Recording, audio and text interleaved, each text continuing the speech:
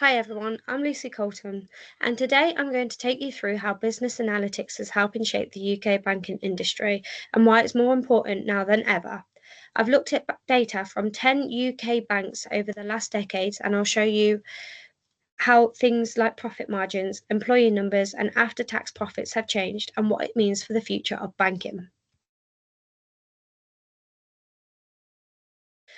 Let's start with the big picture. We're living in a time where data drives everything, from risk assessments to personalised customer offers.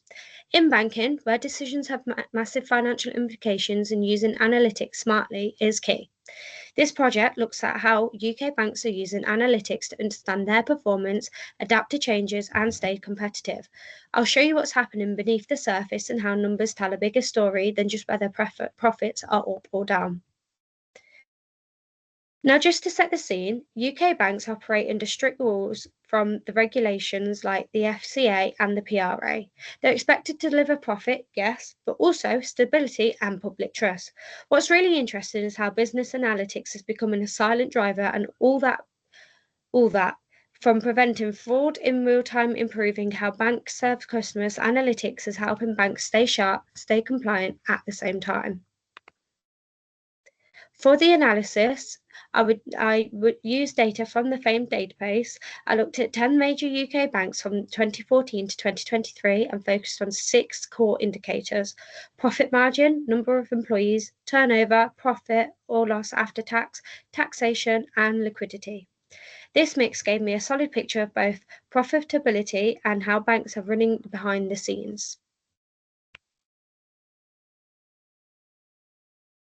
So let's look at the first graph. And let's start with the profit margins, and this is where it all gets interesting. Some banks like HSBC and Standard Chartered have been really strong since 2021. In fact, Standard Chartered nearly hit 50% in 2023, and that's huge. But others, like Metro Bank, are consistently in the red.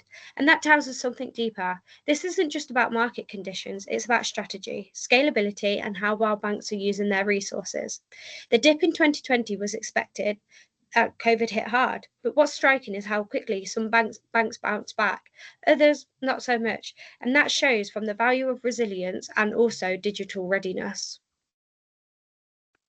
Moving on to graph 2.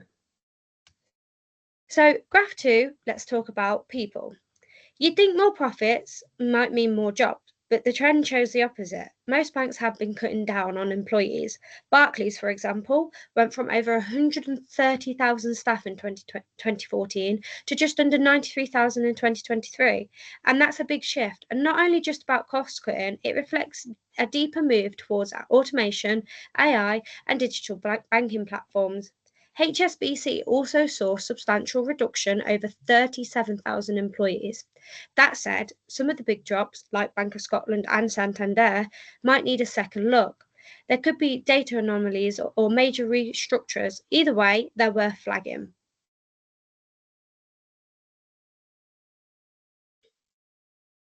And now looking at graph 3, when we look at profits after tax, HSBC is clear front runner. No surprise there. They peaked at over 19 billion in 2023. Standard Chartered also made an impressive gains, but what stands out is the growing gap between top performing banks and the rest. Barclays' jump in 2021 aligns with the broader post-pandemic recovery and possibly reflects improved cost control and renewed lending activity. Metro Bank again lags, showing chronic underperformance. This is important because it suggests that profit margins and after tax profits are aligned, but the consistency of underperformance implies deeper business model issues. This tells us that the market is consolidating. The big players are pulling further ahead and smaller ones are struggling to catch up, and that could mean less competition and potentially more risk if too few banks dominate the sector. So, why does business analytics matter? So, how does analytics fit into all of this? Well, it helps banks predict risk, it detects frauds in real time, and even understand what customers want before they ask. It helps improve risk management, helps tailor services through customer segmentation, and supports investment decisions, whilst also ensuring regulatory compliance and enabling real time action. But it's not all good news. There are some challenges too. Like cybersecurity threats and algorithmic bias, the systems we use to make smarter decisions all need to be transparent and fair. That balance is one big ethical question facing banks right now.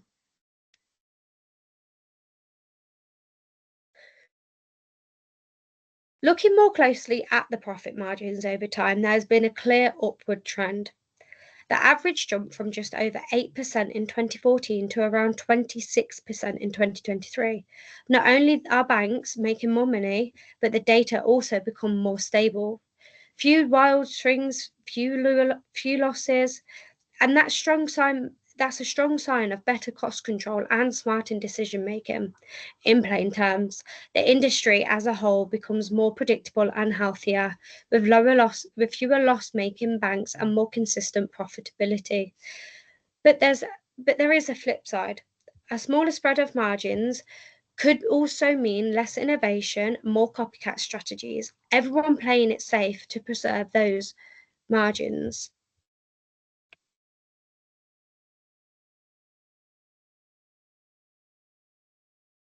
So back to staff numbers, the average of employees went up, but so did the range and the variability. So what's happening?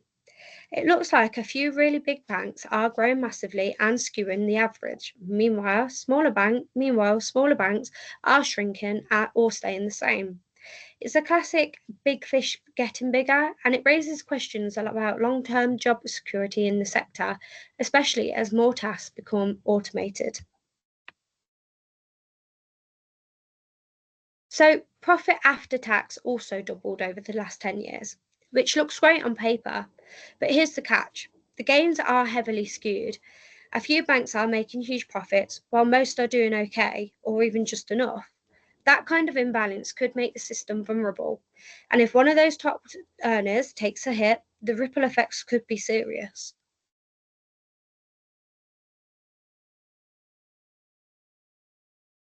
So when I looked at these variables relate to each other, so I looked at how these variables relate to each other. A few patterns stood out. More employees tend to correlate with higher profit margins, which suggests scale still matters. Higher profit margins also link with more tax paid, which is expected. But here's the surprise: higher margins actually negatively correlate with liquidity. This might mean that more profitable banks are taking bigger risks, investing instead of keeping large cash reserves. So, in short, more profit doesn't always mean more safety.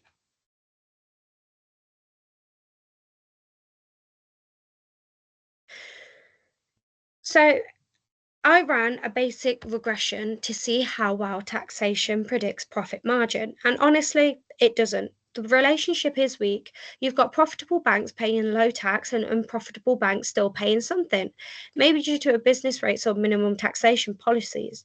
This just shows how messy the real world is, and tax isn't a reliable measure of success or strategy. So when I added more variables, the model did improve. Profit after tax is clearly the strongest predictor of profit margin, but the model still only explains about 35% of what's going on. That tells us that something really important. Analytics is powerful, but it doesn't tell the whole story. You still need strategy, leadership, and adaptability, especially in an unpredictable market. So let's look at some conclusions and recommendations going forward.